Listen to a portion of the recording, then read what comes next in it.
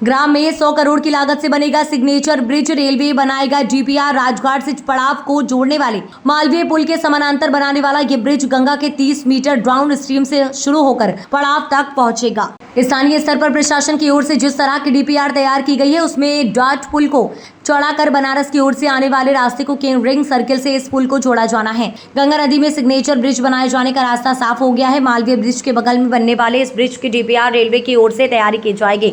Inland waterways authority of India की ओर से इस परियोजना के लिए एनओसी भी मिल चुकी है। पहले डीपीआर बनाए जाने के लिए एनएचएआई के नाम पर सहमति बनी थी। अब रेलवे की ओर से डीपीआर बनाने का काम जल्द ही शुरू हो जाएगा। ट्रांसपोर्ट हब के रूप में विकसित हो रहे वाराणसी से पंडित दीनदयाल उपाध्याय नगर जंक्शन को जोड़ने के लिए नमो घाट के पास से डबल डेकर सिग्नेचर ब्रिज बनाया जाना प्रस्तावित है। राजघाट से पड़ाव को जोड़ने वाले मालवीय पुल के समानांतर बनने वाला ये ब्रिज गंगा के 30 मीटर डाउन स्ट्रीम से होकर शुरू होगा। गंगा के 30 मीटर डाउन स्ट्रीम से शुरू होकर पड़ाव तक पहुंचेगा। स्थानीय स्तर पर प्रशासन की ओर से जिस तरह की डीपीआर तैयार की गई है, उसमें डाटा पुल को चौड़ा कर बनारस की ओर से आने वाले रास्ते को रिंग सर्किल से इस पुल को जोड़ा जाना है। इसमें पहले फेज में व्यासनगर काशी स्टेशन की यार्ड रिमॉडलिंग होगी। उसके बाद दूसरे फेज में पीटीडीयू नगर व्यासनगर आरओबी का निर्माण होगा। इसके बाद तीसरे फेज में वाराणसी काशी व्यासनगर रेलखंड पर तीसरी और चौथी लाइन बिछाई जाएगी। जो वाराणसी मुगलसराय रेलवे स्टेशन जो डीडीयू नगर कहलाता है, उसके बीच की स्ट्रेच का एक नया पुल रेलवे के द्वारा बनाया जाना है, जो रेल और रोड दोनों प्रकार का पुल होगा। उसकी डिज़ाइन ड्राइंग का कंसल्टेशन बाकी विभागों के साथ चल रहा है।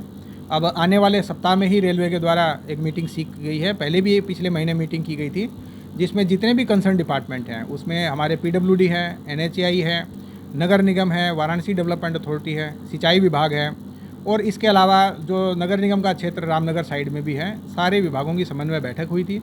उसका जो डिज़ाइन ड्राइंग है सब विभागों को दिया गया था। उनके ऑब्जेक्शंस और उनके सुझाव उसके ऊपर मांगे गए थे।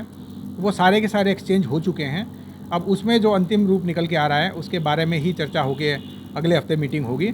मुझे लगता है आने वाले 1-1.5 महीने में इसका सारा डिज़ाइन ड्राइंग अगर फाइनल हो जाता है तो जल्दी ही फिर इसका जो टेंडर कोटेशन जो भी प्रक्रियाएँ चलती हैं वो पूरी होंगी और उसके बाद जल्दी ही शायद मुझे लगता है 3-4 महीने बाद इसका कंस्ट्रक्शन चालू होगा। इसके चालू होने के बाद जो रेल खंड है उसके ऊपर बहुत बड़ा रिलीफ मिलेगा। साथ ही इस पे जो रोड का भी नया चालू हो जाएगा एक मार्ग, उसके माध्यम से जो आवागमन होता है डीडीयू नगर, चंदौली और काशी वाराणसी के बीच में, उसमें भी बहुत सहूलियत मिलेगी और वो जो जाम की स्थिति बनती है वो भी कम हो पाएगी। और साथ ही साथ पर्यटन और बाकी जो चीज़ें हैं उसमें भी उत्तरोत्तर प्रगति होगी। तो ये सारी चीज़ें कंसल्टेशन में फाइनल की जा रही हैं और डिज़ाइन ड्राइंग जैसे ही अप्रूव होते हैं इसको कंस्ट्रक्शन करने की तरफ जो अगला स्टेप है वो आगे लिया जाएगा। वीपी न्यूज़, खबर सिर्फ सच की।